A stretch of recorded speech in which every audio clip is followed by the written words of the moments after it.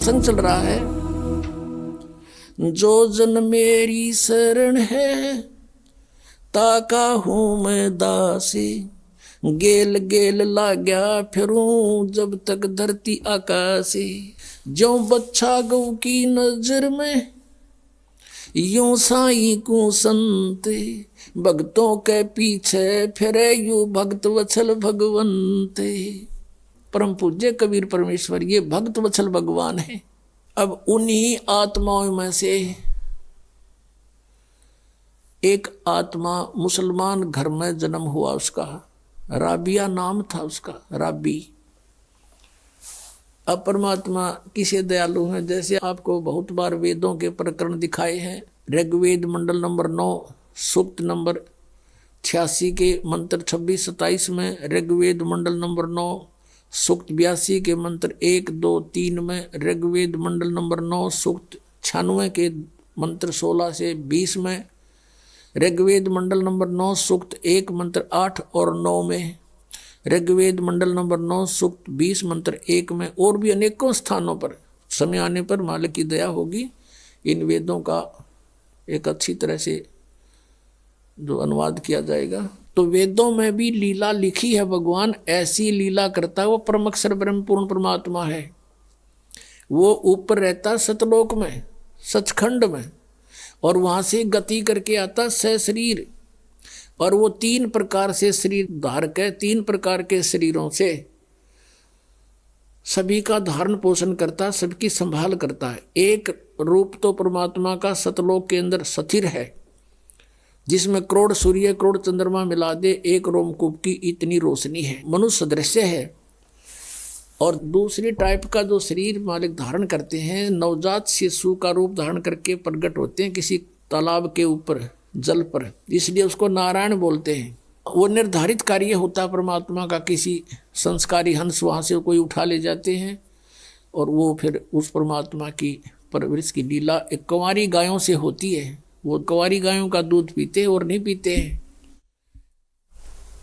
और वो परमात्मा वहाँ से चलकर आते हैं। वो कबीर देव है, कबीर साहब है वो, और अच्छी आत्मा को मिलते हैं, उनको ज्ञान देते हैं। तो इसी आधार से परमात्मा स्वयं भी कहते हैं, गोता मारूं स्वर्ग में जा बैठूं पाताले, कह कबीर ढूंढता फिरूं अपने हीरे मोती लाले। ये खुद भगवान भी कहते हैं। और जिनको परमात्मा मिले वो भी यही बताते हैं, जैसे आदरणीय नानक साहिब जी को मिले बेई नदी पर सचखंड से सतलोक से सतपुरुष आए कबीर देव जी, और उनको बेई नदी से अंतर ध्यान करके सचखंड में लेकर गए, फिर वापस छोड़ा सतलोक से।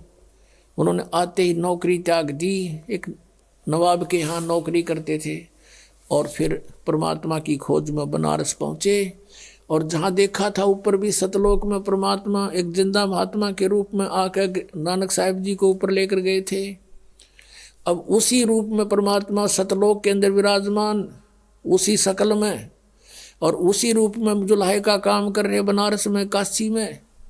वहाँ जब जाकर देखा और सचमुच ये तो वो परमात्मा है जो मुझे सचखंड लेकर गया था, सतलोक में देखा था।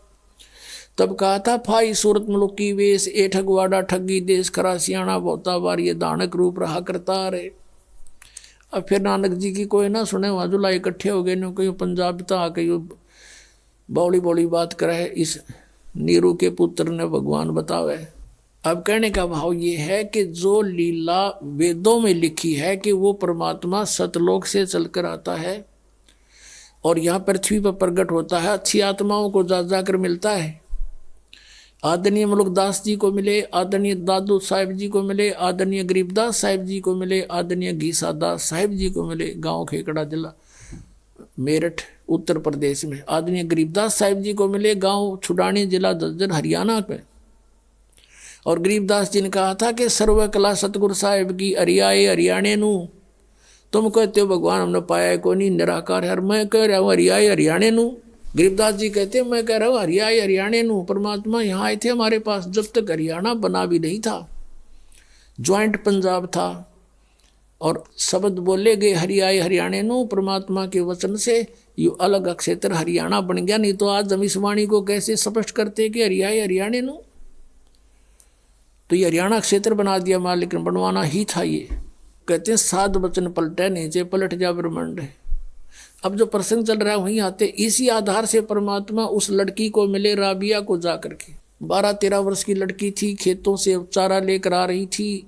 परमात्मा वहाँ एक कुएं पर बैठ गए, लड़की भी बैठ गई, क्योंकि पिछली आत्मा जो होती है, कहते हैं साधु दर्शन राम का और मुख पर बसे सुहाग, दर्श उन्हीं को होते हैं जिनके पूर्ण भाग। कबीरा साधु दर्शन का साहिब आवे याद, वो है समय लेखे में बाकी का समय बर्बाद।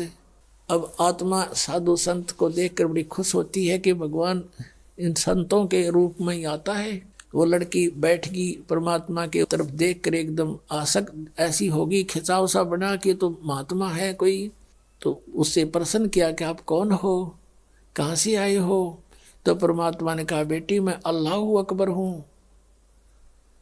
अब लड़की ने सोचा अल्लाह अकबर है आप सचमुच? हाँ मैं बेटी मैं खुद खुदा हूँ। तो कहने लगे आप यहाँ किस लिए आए हो? कि मैं आपके लिए आया हूँ बेटी, आप साधना गलत कर रहे हो, आप सच साधना कीजिए। आप जो मुसलमान धर्म के अंदर साधनाएं करते हो ये साधनाएं पाप की हैं, मांस खाते हो हैं तुम, ईद बकरीद मनाते हो, ये साधनाएं अच्छी नहीं है तुम्हारी। वो कहने जी हम नमाज करते हैं। नमाज तो अच्छी बात है, वो तो प्रार्थना है प्रभु की, लेकिन करती किसकी हो? अब किसी की एप्लीकेशन लिख कर चल पड़े, नाम अगले का लिखा नहीं कि किसको देनी है, किसी डीसी को देनी है या कमिश्नर को देनी है, नाम की तरह लिखा नहीं, साहब लिख दिया ऊपर, अल्लाह कहो साहब कहो, तो कौन सुनेगा तेरी एप्लीकेशन ने? या नमाज तुम करते भी हो तो तुम किसके नाम भेज रहे हो? ये क्यों? तो बेचून अल्लाह है, बेचून है, फिर तुम्हें क्या मदद करेगा? वो बेचून है तो निराकार है। तो लड़की वो तो मालिक कि सामने इस अज्ञान का कहाँ ठिकाना है। लड़की बहुत प्रभावित हुई, कहा बेटा तुम असक जन्म हो गए भटकत्या ने हैं, अब पिछले जन्म में मनुष्य थे तो अब मनुष्य हो गए, अगले जन्म में भक्ति ठीक ना हुई तो पशु बन जाओगे या मनुष्य भी बन गए, तो ये प्रोसीजर फिर शुरू तुम्हारा, ये कोई एंड है इसका? तो बेटी बहुत प्रभावित हुई और उसने कहा भगवान फिर क्या करूं? कि बेटी उपदेश ले मेरे से और भक्ति कर डट के अपना भजन किया करे। कहने लगे जी ये साधना है जो मुसलमान धर्म की है, ये ना करना बिल्कुल भी, जैसे मैं कहूँ ऐसे नमाज ये कर दो मैं आपको बता रहा हूँ, भक्ति करते रहना और ये मांस मिट्टी नहीं खाना। जो बोले जी वो कंपलसरी कर देते हैं, नमाज भी करनी होती है, कि नमाज भी कर लेना लेकिन टेक का मत्था अपना यू मंत्र करती रहिए, बस हो गई नमाज। मिला जी ठीक है। तो उस लड़की ने उपदेश ले लिया, मालिक उपदेश देकर चले गए। इतनी प्रेरित होगी ज्ञान से, उसने फैसला कर लिया कि मैं विवाह नहीं कराऊंगी और अपना मोक्ष कराऊंगी। अब उसी दौरान घर वालों ने क्या किया, भाई लड़की युवा होगी इसकी शादी तैयारी करो। लड़की ने घर वालों से कह दिया कि मैं विवाह नहीं करूंगी। और मुसलमान धर्म में एक विशेषता है कि लड़की को बैठा देंगे पहले और लड़की से पूछते हैं कि बेटी तुझे ये विवाह मंजूर है? अगर वो स्वीकृति दे देती है तो विवाह होगा, नहीं तो नहीं होगा। अब वो लड़की ने मना कर दिया, घर वाले भी असमंजस में पड़ गए, भाई इन्हें कहा हो ही नहीं सकता किसी सूरत में भी। माता पिता चिंतित हुए, बहुत समझाया, बेटी हमारी इज्जत का सवाल है, न्यू है, ऐसे है, 100 कुछ का। वो बोली मैं नहीं शादी करानी। अब घना चिंतित हो गया, माता पिता का अन्न छूट गया लोक लाज के कारण। तो लड़की को अपने आप को प्रेरणा हुई, सोचा उसने कि चलो देखी जाएगी, माँ बाप कहते हैं विवाह कर लेती हूँ, लेकिन आगे जाके अपने पति से मैं साफ कह दूंगी मैं संतानोत्पत्ति नहीं करूँगी। ये डिटर्मिनेशन करके उसने स्वीकृति दे दी। विवाह हो गया। एक बहुत अच्छे नेक व्यक्ति थे, अच्छा अधिकारी था, अफसर था, उससे उस बेटी का ब्याह हो गया मुसलमान के। तो वहाँ जाते ही उसने अपने पति से कह दिया जी बात सुनो मेरी, मैंने एक प्रतिज्ञा कर रखी है अपने गुरुजी की कसम खा के, मैं संतानों उत्पत्ति नहीं करूंगी, मैं गृहस्थ कर्म नहीं करूंगी,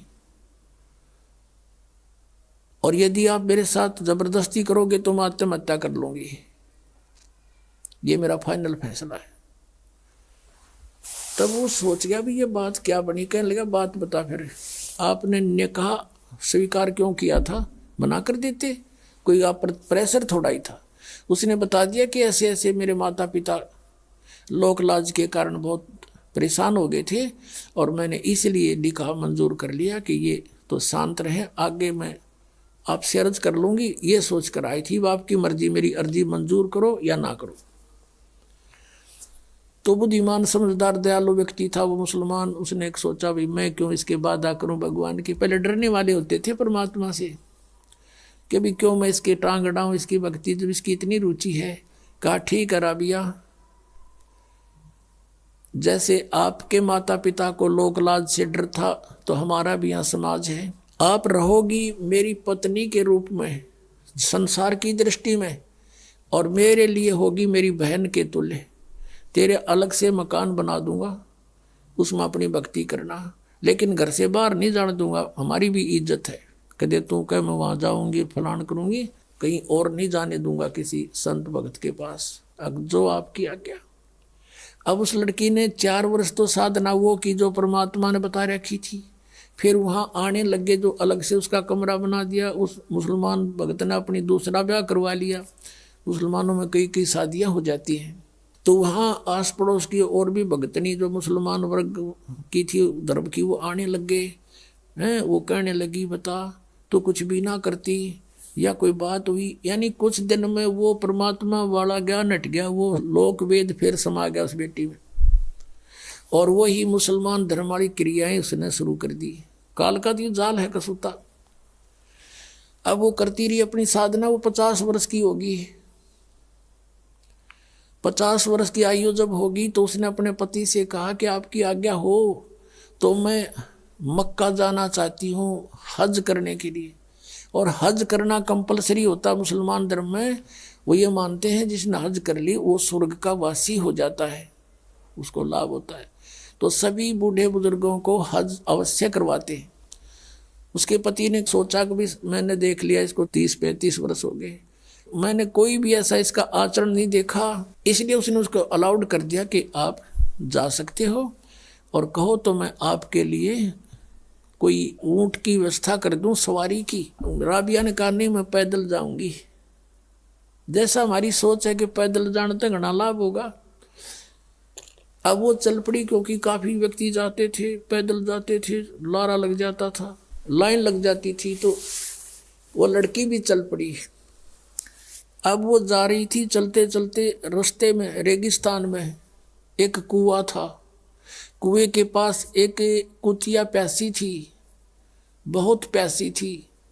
उसके छोटे छोटे नवजात बच्चे थे, दूर एक साइड में रखे हुए थे, बैठे थे, आंखें भी नहीं खुली थी उनकी, और वो बहुत प्यासी थी। और कभी तो राबिया के चरणों की तरफ आ रही है, फिर भागकर कुएं में झांक रही है। अब राबिया उसकी भाषा समझ गई कि इसको प्यास लगी है। कुएं पर देखा तो वहाँ कोई बाल्टी नहीं, कोई रस्सा नहीं, आसपास कोई गांव नहीं, कोई और व्यक्ति आसपास नजर नहीं आ रहा जहां से कोई साधन मांग लाऊं। अब उस लड़की ने आव देखा ना ताव देखा, अपने बाल पाड़े, लंबे लंबे बाल थे, वो बाल पाड़े न, एक एक बाल फटाफट सारे बाल पाड़ के और एक रस्सी बनाई। ये है मुसलमान, ये मांस खावर उदमस्ता रहे, ये मुसलमान नहीं है। वह लड़की थी मुसलमान। कहते दया बिना दरवेश कसाई, जिसके दया नहीं वो भगत किसा। लंबी लंबी इतनी लंबी रस्सी बांटी अपने बाड़ाते हैं, बहुत नीचे जल होते थे, और अपने वस्त्र निकाल कर, पहले मोटे मोटे खद्दर के कपड़े होते थे, वो कपड़े निकाल कर उसका बांध कर और पानी में भिगोए।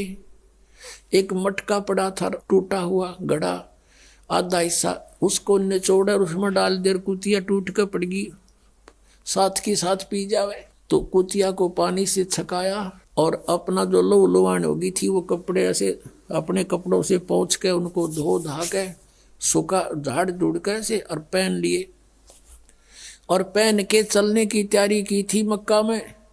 कहते वो मक्का वाली बिल्डिंग एज इट इज उठ के और वहां आ खड़ी हुई उस कुएं के साथ में, जैसे प्लेटफार्म पर रेलगाड़ी लग जाती है। उसने देखा मक्का, मक्का पहुंच गई। मैं सपना सा हो गया, एकदम दौड़ के उसमें चढ़ी। चलते ही वो वहां से उठा और उसमें सारे यात्री उसमें जितने जा रहे थे माथा मुथा टेके थे वो सारे उसके अंदर, और वहाँ मक्का है नहीं स्थान पर, वहाँ सारे देखें कित गया वो हमारा मक्का। तो फिर कुछ देर के बाद वो विमान की तरह वापस जाकर वहीं स्थापित हो गया। अब इस कारण से पूरे मुसलमान धर्म में उस क्षेत्र में ये हो गया, वह भक्ति होता राबिया कैसी, भक्ति होता राबिया जैसी। मक्का भी वहां बुला लिया राबिया ने, पक्का उसके लिए वहां पहुंच गया। अपने आत्मा ये समझना कि जैसे दास आपको बता रहा था कि पहले जो भी हमें सुख होता था या कोई घर में ऐसी अच्छी घटना होती थी तो हम ये सोचा करते थे जो साधनाएं हम कर रहे हैं इसी से हुआ हमारा। और ये थे पिछले पुण्य, उन पुण्यों से उसके अंदर दया हुई, दया से उसमें इतनी हिम्मत आई कि बाल पाड़ दूं, पाड़ के दिखाओ 4 बाल, आप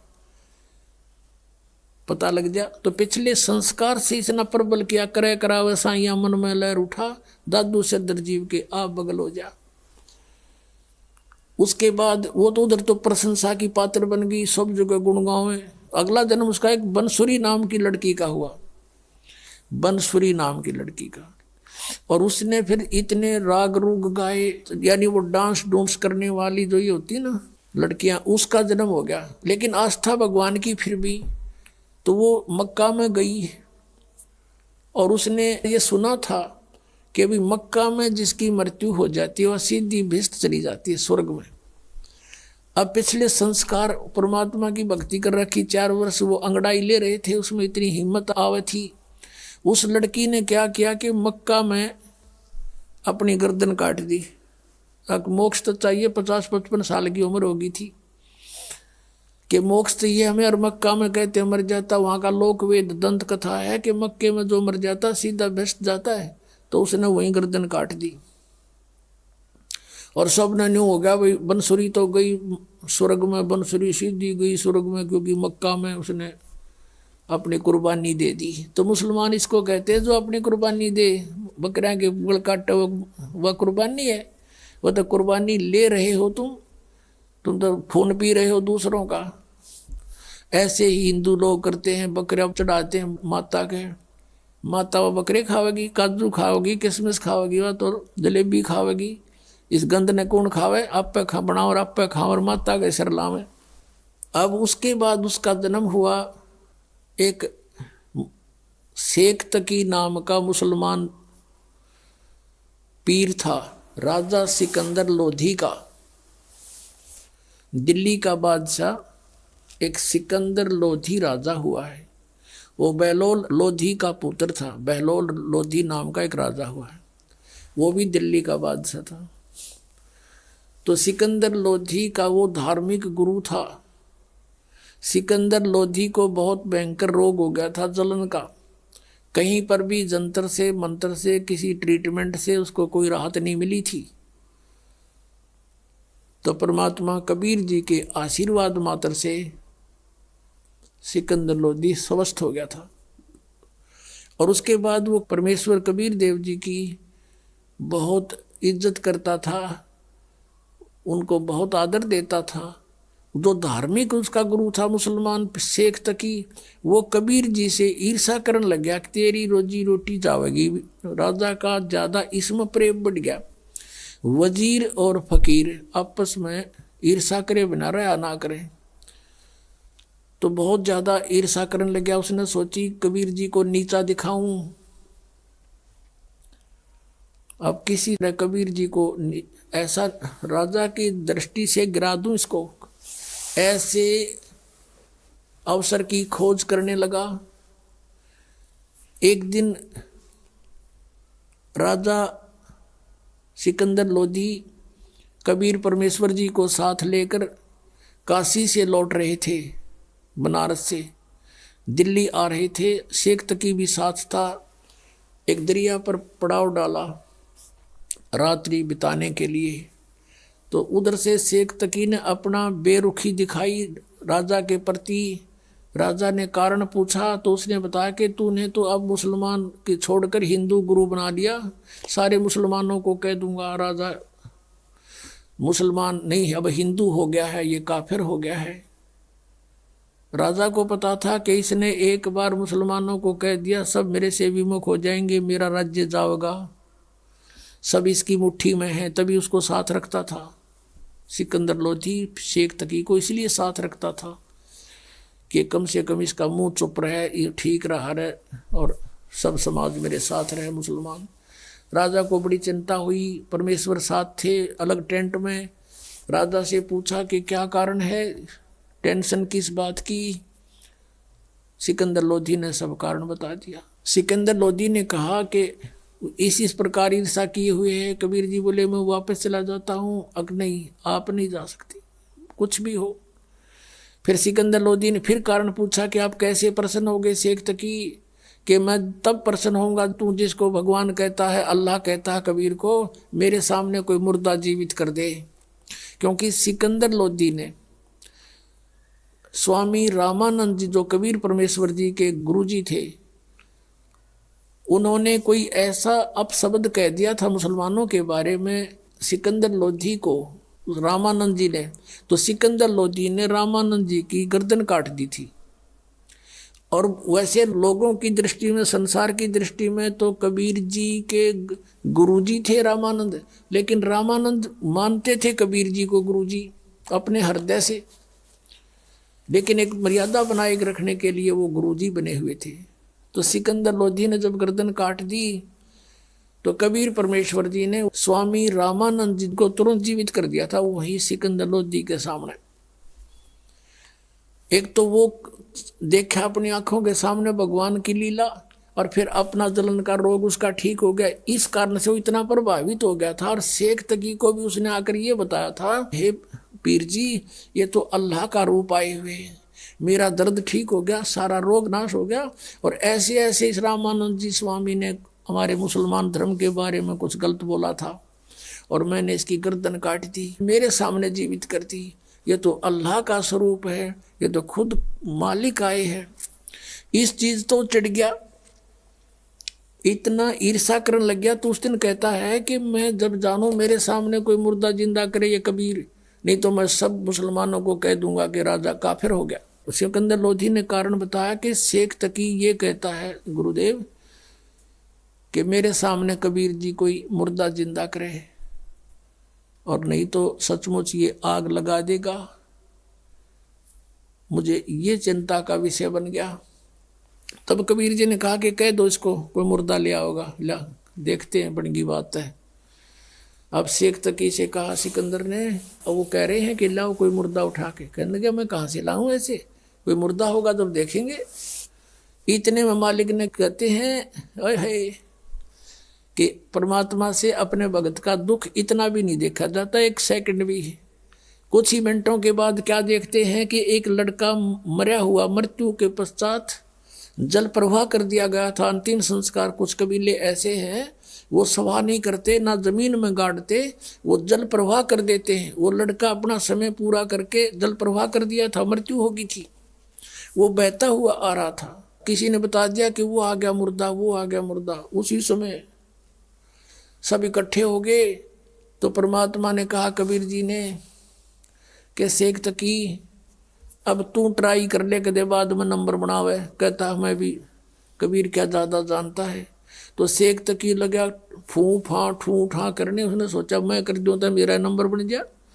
वो दूर चला गया मुर्दा, जल में बहता हुआ दरिया में काफ़ी दूर चला गया, कम से कम 500-600 फुट आगे को, 3-4 एकड़। तब सिकंदर को कहता शेख तकी कि ये न्यू चाव था कबीर कि किसी प्रकार ये मुर्दा आगे को चला जाए, इसलिए मुझे लगा दिया इसमें। ये कोई मुर्दा जीवित हो सकता है कभी? वो तो कयामत आवेगी जब होंगे। कबीर जी खड़े हुए और मुर्दा जैसे आगे बह कर चला गया था, वो शव बहुत दूर चला गया था। वहां से ऐसे हाथ किया, वो मुर्दा, वो शव वापस चल पड़ा अप स्ट्रीम में। जैसे जिधर से पानी बहकर जा रहा था वापस आ गया वो परमात्मा के पास। और परमात्मा ने कहा ये आत्मा कबीर हुक्म से इस मुर्दे में प्रवेश कर, जहां भी है वापस आ जा और बाहर आ जा तू 1 सेकंड में। उसी समय लड़का जीवित हुआ और कबीर जी के चरणों में आकर प्रणाम किया। बोलो सतगुरुदेव की जय। अब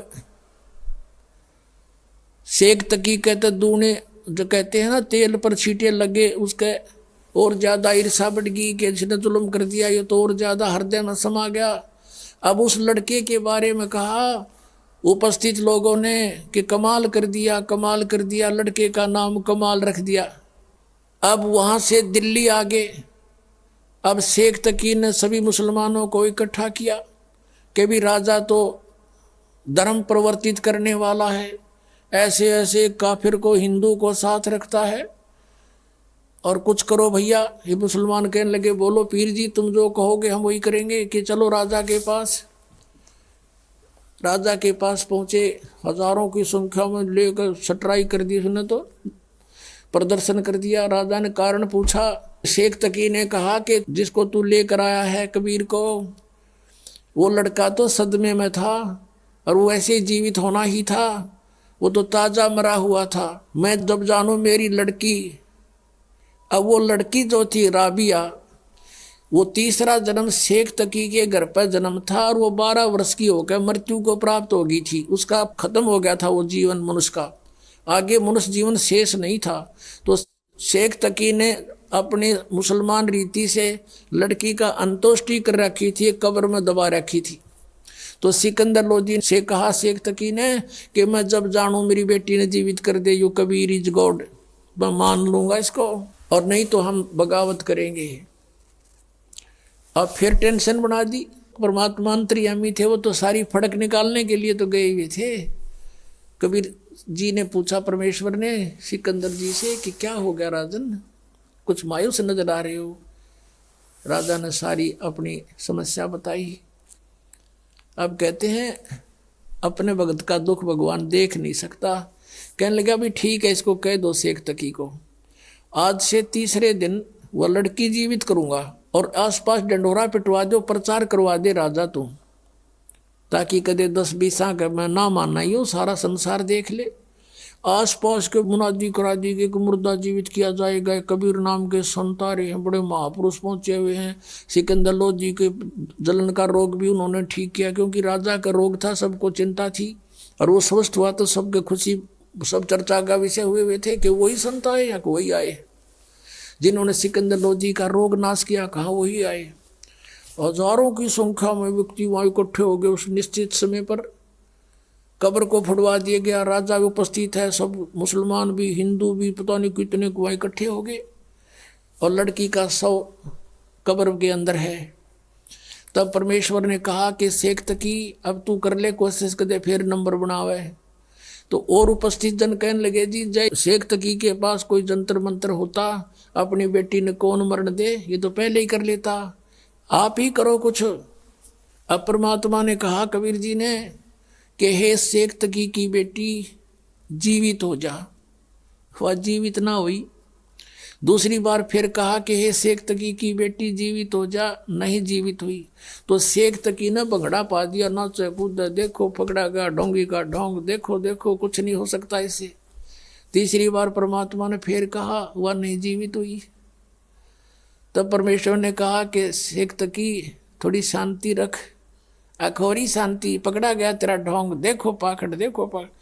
तब परमात्मा ने कहा, ये जीवात्मा जहाँ भी है तू कबीर हुक्म से वापस सारी प्रवेश कर बेटी के शरीर में, बाहर आ जा। 2 सेकंड में सारा शरीर कंपने लगा। लड़की उठ के परमात्मा के चरणों में दंडवत प्रणाम किया। बोलो सतगुरुदेव।